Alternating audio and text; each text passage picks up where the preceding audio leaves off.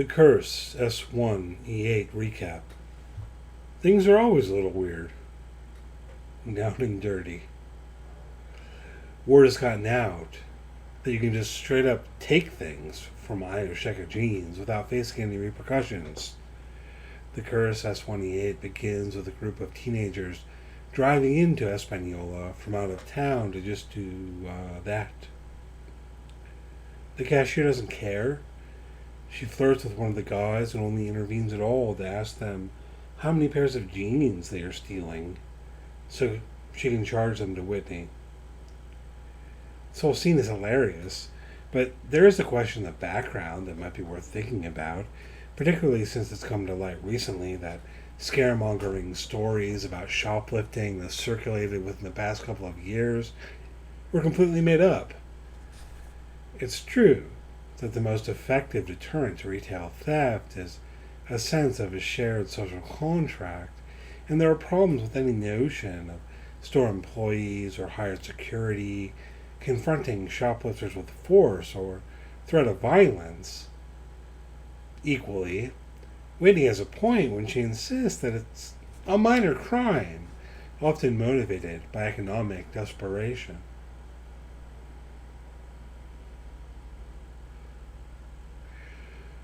But these people aren't stealing food or sundries. They're stealing designer jeans. Whatever she tells herself, Whitney isn't just concerned about calling the cops because it might ruin people's lives unfairly. She's worried about how police activity around the shops will look in terms of her overall project and reality TV show. So it's interesting to see Fernando show up at the Siegel residence with some brothers in arms to lodge a complaint.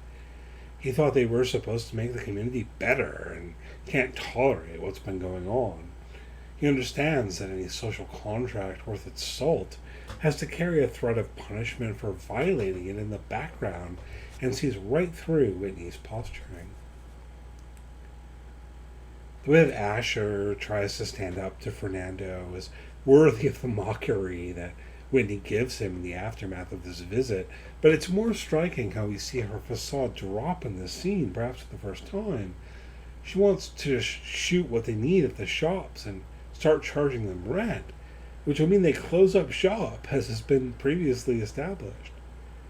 She doesn't care, and when Asher asks about Fernando, citing the promises they've made to both him and his mother, that's when Whitney really starts laying into him, imitating him as though he's a stupid child.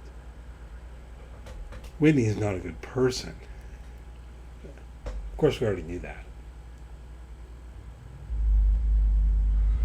We don't see Whitney and Asher together again for the rest of the episode. So it's not clear whether they'll reconcile or if we're on the path towards an ever-deepening schism. Signs point to the latter, but through these first 8 episodes, the curse has been known to surprise me.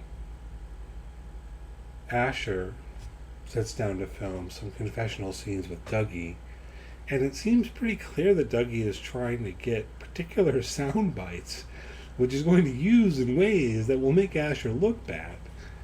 At least, that's how it all felt to me. Asher doesn't seem suspicious for the most part. He does take offense when Dougie starts plying him with questions about his ex, and how she left him because he wanted to watch her having sex with another man. But then Dougie insists to the room that he was just kidding, and Asher seems willing to move on from how Dougie broke his confidence.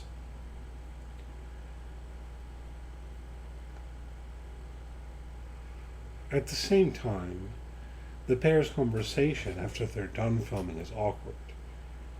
I don't know if Asher was about to ask Dougie to dinner, since Dougie is ultimately the one who says that, but he is trying to get a sense that things between them are okay. It's another instance of Asher basically not understanding social interactions, but he has the inkling that Dougie isn't happy with him and wants to rectify that. Thus, when they go to dinner, he apologizes for having been a bad friend, and while Dougie shrugs this off, he appreciates it. Dougie is always fronting in his own way, which I think stems from a constant attempt on his part to or oppress his pain and sorrow. I'm not suggesting we forgive Dougie of his transgressions, but he is a really intriguing character in that he's really hard to pin down. He goes on dates where he tells the story of how his wife died when he was driving drunk, denying that he bears any fault. And here, with Asher, he insists that he'll drive so that Asher can drink, making a show of switching from beer to Coke with their server. But then he secretly tells the staff, make it a rum and Coke in a normal Coke glass, so he can keep drinking without Asher knowing. In the car, he has Asher hand him his glove box breathalyzer to set his mind at ease, but it's hard to believe Dougie is operating in good faith. I suppose if he truly blew .078, he was below the legal limit, but the whole thing just feels weird. Abshir, who's apparently completely fine in the wake of that chiropractic adjustment, he has been texting Asher to complain about a tripping smoke detector. So Asher gets Dougie to take him to the house to replace the battery. On the way, Dougie hatches a plan to get Nala to curse him, but none of this goes well.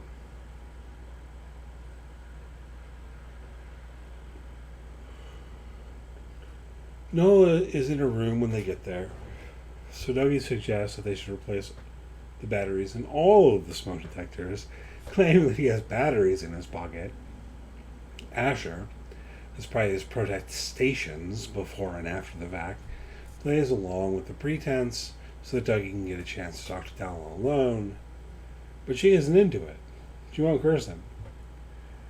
Dougie practically breaks into tears, begging this young girl to curse him, saying that he needs it, which is really weird and needs to be worked into our character profile of this man, but also causes Nala to scream for her dad, bringing an end to the whole interaction. She doesn't tell Abshir exactly what happened, perhaps because he's expressed his disapproval of curse talk forcefully by this point. So Asher and Dougie are able to leave the house without it becoming a whole thing, but who knows if this will come back around on them in the future. Regardless, Asher indicates that he was on board with the attempted test, as he notes that the chicken is still in Dougie's car before Dougie tells him that Nala wouldn't curse him. Then, he yells at Dougie for making him do these things. Dougie insists he didn't make Asher do anything. The real Asher was the one he saw in the house, pretending his Kleenex was a battery. Doesn't it feel good to drop the act? Asher's rebuttal about Dougie's wife is something he tries to take back, but you can't really take back how you've invoked the idea that a guy killed his wife, so the rest of their car ride is awkward silence. As he drops Asher off at his house, Dougie insists that they're cool. But after Asher leaves the car, Dougie looks at him intently and says, "I curse you." We've got a second curse, folks. Meanwhile, Whitney's plan is to attend an art event and gather some footage for philanthropy of her life outside of her relationship with Asher, which is something she insists she has. First, he meets up with Kara at a restaurant where she's eating with her friend Brett. And I have to say that Brett is my favorite thing about this episode of The Curse. After he jokes to Kara about the possibility of getting some of Whitney's money for himself, he takes on a voice and disposition that Kara insists he cannot use once Whitney arrives. It's basically a very stereotypical, wise native act. But Brett does the opposite of what Kara says. He only acts in this stereotypical way with Whitney. We know it's an act because we've seen how he is normally, but Whitney never catches on at all, And this just continues when she sees Brett at the party later.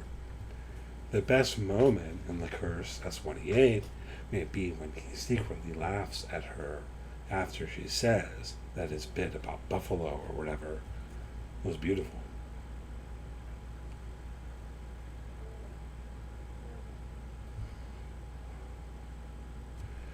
Brett also gives us further insight into how Kara views Whitney, or provides corroboration for how he read the interactions between Kara and Whitney last week. Kara sees Whitney as a phony, doesn't respect her, doesn't really want to be associated with her. We see at the end of Down and Dirty that she put that offensive statue from the mini golf course out for the trash.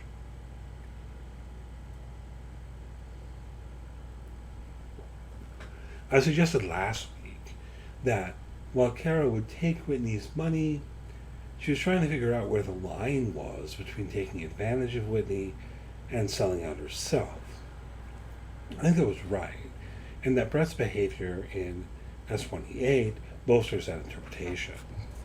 Unfortunately, Kara finds herself crossing that line in this episode as Whitney manipulates her into saying things on camera that she doesn't really believe.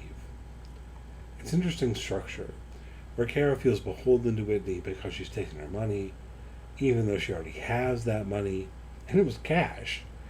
From a certain point of view, she could refuse to play along, but the social pressures make her play along anyway. She's not happy about it. Among other things, Whitney makes Kara explain her art installation to her in this scene because, of course, Whitney is still hung up on that whole question of whether she was supposed to eat the turkey. It's incredibly cringe-inducing. It's incredibly cringe-inducing. What I'm saying. It's incredibly cringe-inducing. Okay? But in contrast to her coerced statements about the value of Whitney's houses as art, I think this is Kara taking an opportunity to tell Whitney what she really thinks of her. So, to quote, she says, "So, the slicing of the meat is me giving pieces of myself to people, whether I want to or not. And as a native person, that's basically what you're doing every day. Just fucking slicing off pieces of yourself. And it's exhausting. And whether people choose to eat them is totally up to them. And you eat it." Look, I could interpret that for you, but I don't know if I need to. The metaphor is more powerful left on its own. Some other things that happened in this episode I want to mention. The song that Asher and Dougie sing along to in the car is Hell Yeah by Dead Prez. And I find it endlessly hilarious that Asher sings along by saying N-word. The man that Whitney flirts with at the party is credited as Wyatt Singh. The last name Singh, in addition to his turban, would indicate that Wyatt is a Sikh, though his lack of beard would indicate that he's a relatively recent convert. You'll recall that Whitney briefly visited a Sikh temple in a previous episode, so I don't know. I expect to see Wyatt again, basically. The party that Whitney attends is hosted by a man named Vivi, who is an art collector, but also apparently a military contractor. And I wouldn't be surprised if that's something the curse brings back around into its story down the line as well. Another thing I could have mentioned before, my write-ups here, would be that the jean store is named after Io Sheka, who features the creator god of Wyandotte mythology. It's a pretty clear symbol of how the seagulls relate to native culture, both insofar as they're pervading the sacred by making God a brand, and insofar as the Wyandotte are indigenous to the Northeast, not the Southwest. Right, they're in the Southwest here, so you're like, what are they doing? They're just mixing them all together, like they don't care. Also, it seems worth noting on background when it comes to how Kara and Brett view the seagulls, view Whitney, and so on. Now, 2 episodes to go in this season, so I hope you stick with me. I'll see you next week.